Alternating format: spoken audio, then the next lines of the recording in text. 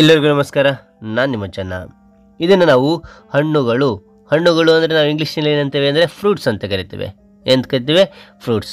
ಹಾಗಾದರೆ ಇಲ್ಲಿ ನಾವು ಒಂದೊಂದಾಗಿ ಹೆಸರು ಹೇಳ್ತಾ ಹೋಗ್ತೇನೆ, ನೋಡ್ತಾ ಹೋಗೋಣ ಬನ್ನಿ. ಹಾಗೆ ಈ ಒಂದು ವಿಡಿಯೋಕ್ಕೆ ಒಂದು ಲೈಕ್ ನೀಡಿ. ಈ ಒಂದು ಲೈಕ್ ಇನ್ನೊಂದು ವಿಡಿಯೋ ತೆಗೆದು ಪ್ರೋತ್ಸಾಹ ಮತ್ತು ಹುಮ್ಮಸ್ಸು ಸಿಗುತ್ತೆ. ಓಕೆ, ನೋಡ್ತಾ ಹೋಗೋಣ ಬನ್ನಿ.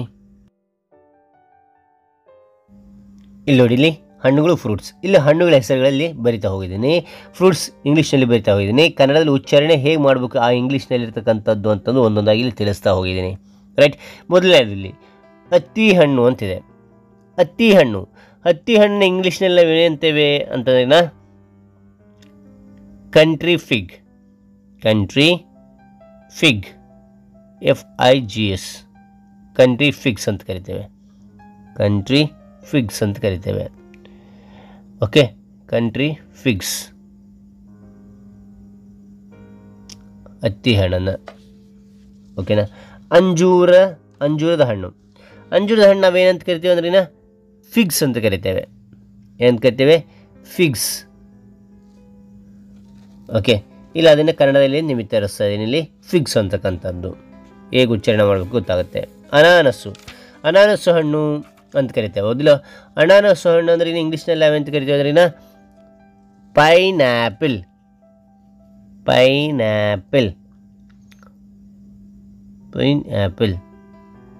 ಓಕೆ, ಇದು ಕನ್ನಡದಲ್ಲಿ ಬರೆದಾಗ ನೋಡಿ, ಇಲ್ಲಿ ಪೈನ್ ಆ್ಯಪಲ್ ಅಂತಕ್ಕಂಥದ್ದು ಇಲ್ಲಿ ತೋರಿಸ್ತಿದ್ದೀನಿ.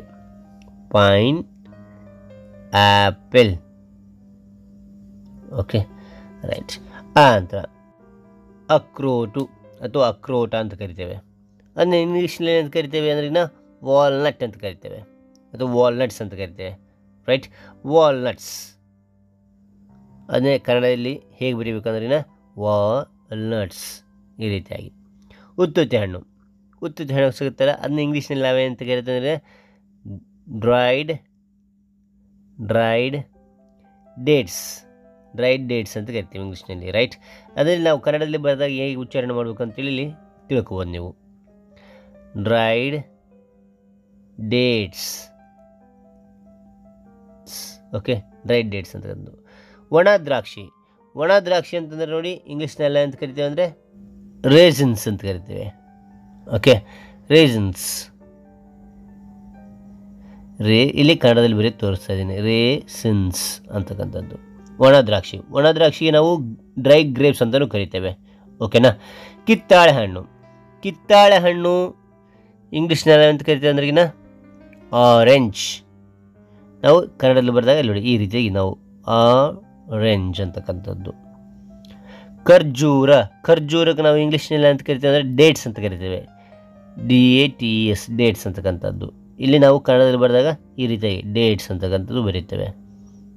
Okay, right. ಆನಂತರ ಗೋಡಂಬಿಗೆ ನಾವೇನಂತ ಕರಿತೇವೆ ಅಂದ್ರೆ ಕ್ಯಾಶ್ಯೂ ನಟ್ಸ್ ಅಂತ ಕರಿತೇವೆ. ಓಕೆ, ನಾವಿಲ್ಲಿ ಕನ್ನಡದಲ್ಲಿ ಬರೆದಾಗ ಈ ರೀತಿಯಾಗಿರುತ್ತೆ, ಕ್ಯಾಶ್ಯೂ ನಟ್ಸ್ ಅಂತಕ್ಕಂಥದ್ದು. ಓಕೆ, ಅದಂತರ ಇಲ್ಲಿ ನೋಡಿ ತಾಳೆ ಹಣ್ಣು ಅಂತ ಕರಿತೀವಿ. ತಾಳೆ ಹಣ್ಣಿಗೆ ನಾವು ಇಂಗ್ಲೀಷ್ನಲ್ಲಿ ನಾವಂತ ಕರಿತೀವಿ ಅಂದ್ರೆ ಪಾಮ್ ಫ್ರೂಟ್ ಅಂತ ಕರಿತೇವೆ. PALM, palm fruit. FRUIT fruit, palm fruit ಅಂತ ಕರಿತೇವೆ. ಪಾಮ್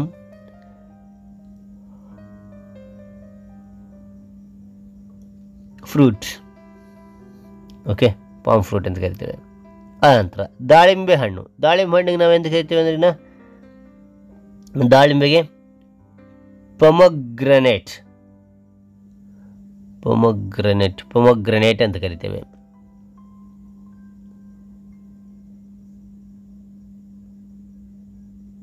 ನೋಡಿ ಕನ್ನಡದಲ್ಲಿ ಬರೆದಾಗ ಪೊಮಗ್ರನೇಟ್ ಅಂತಕ್ಕಂಥದ್ದು, ಪೊಮಗ್ರನೇಟ್ ಅಂತೇಳಿ. ದ್ರಾಕ್ಷಿ ಹಣ್ಣು ನಾವೇನಂತ ಕರಿತೇವೆ ಅಂದರೆ ಗ್ರೇಪ್ಸ್ ಅಂತ ಕರಿತೇವೆ. ಅದೇ ಒಣ ದ್ರಾಕ್ಷಿ ಇದ್ದರೆ ಡ್ರೈಡ್ ಗ್ರೇಪ್ಸ್ ಅಂತ ಕರಿತಾ ಇದ್ವಿ. ಇಲ್ಲಿ ದ್ರಾಕ್ಷಿ ಹಣ್ಣು ಹೇಳಿದ್ದಾರೆ, ಇಲ್ಲಿ ಗ್ರೇಪ್ಸ್ ಆಗುತ್ತೆ ಅಷ್ಟೇ. ಓಕೆನಾ? ಇಲ್ಲಿ ಗ್ರೇಪ್ಸ್ ಅಂತ ಕರಿತು ಬರಿತಾ ಇದ್ದೀನಿ. ನೇರಳೆ ಹಣ್ಣು ಅಂತಂದ್ರೆ ನಾವೇನಂತ ಕರಿತೇವೆ ಅಂದರೆ ನೇರಳೆ ಹಣ್ಣಿಗೆ ಜಾಂಬೂ ಫ್ರೂಟ್ ಅಂತ ಕರಿತೀವಿ. ಜಾಂಬೂ ಫ್ರೂಟ್ ಅಂತೇಳಿ. ಓಕೆ, ಅದ ನಂತರ ಜಾಂಬೂ ಫ್ರೂಟ್ ಕನ್ನಡದಲ್ಲಿ ಬರೆದಾಗ ಈ ರೀತಿ ನಾವು ಇಲ್ಲಿ ಬರಿತೇವೆ, ಜಾಂಬೂ ಫ್ರೂಟ್ ಅಂತಕ್ಕಂಥದ್ದು. ಓಕೆ, ಆನಂತರ ಪರಂಗಿ ಹಣ್ಣು. ಪರಂಗಿ ಹಣ್ಣು ನಾವೇಂತ ಕರಿತೀವಿ ಅದನ್ನು ಪಪಾಯ, ಪಪಾಯ, ಪಪಾಯ ಬಯ್ಯೆ.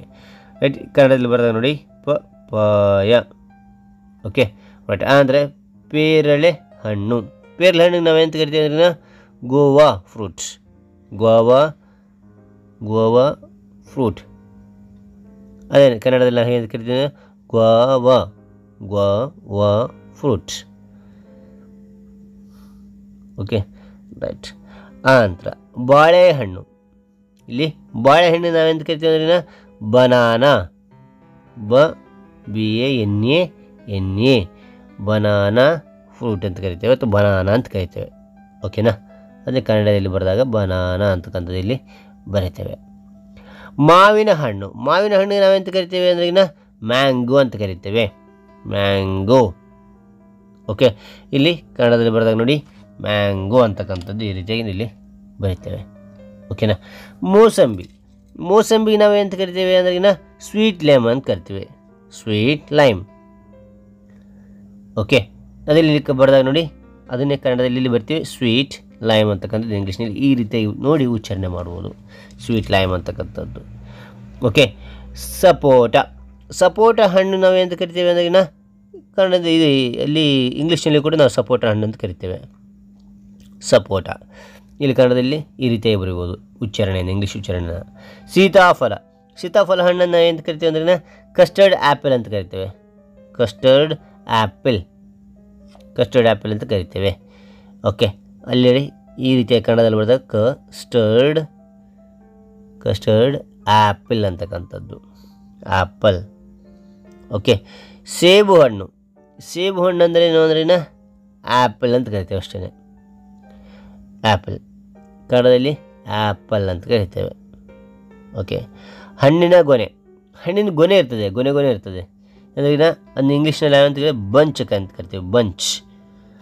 ಓಕೆ, ಹಣ್ಣಿನ ಬೀಜಕ್ಕೆ ನಾವೇನಂತ ಕರಿತೀವಿ ಅಂದ್ರೆ ಸೀಡ್ ಅಂತ ಕರಿತೇವೆ, ಸೀಡ್. ಇದು ಸೀಡ್ ಅಂತಕ್ಕಂಥದ್ದು ಬೀಜ ಅಂಥೇಳಿ.